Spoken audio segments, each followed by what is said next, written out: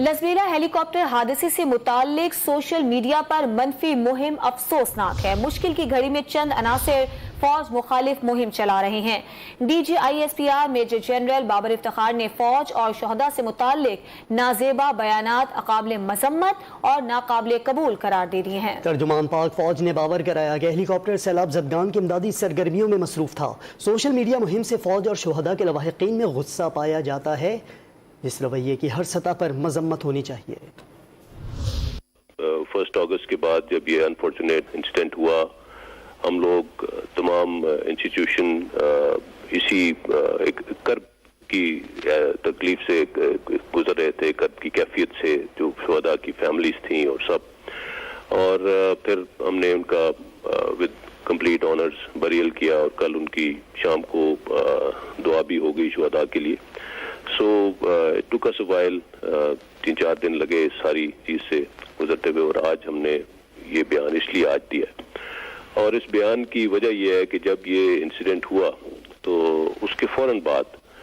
Social media پہ بہت ہی غلط قسم کا پروپیگنڈا اور ڈیروگیٹری اور انسینسٹیو قسم کے کامنٹس دینا شروع کر دیے لوگوں نے۔ وہ سرٹن سیگمنٹ تھا جنہوں نے یہ کیا، اور وچ واز ویری ہرٹفل، اور آلریڈی شہداء کی فیملیز اور انسٹیٹیوشن اٹ سیلف اور پوری قوم ایک بہت کربناک کیفیت سے گزر رہی تھی،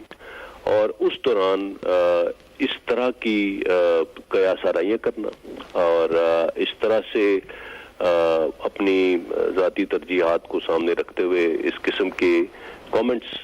سوشل میڈیا پہ دینا بہت ہی انسینسٹیو تھا،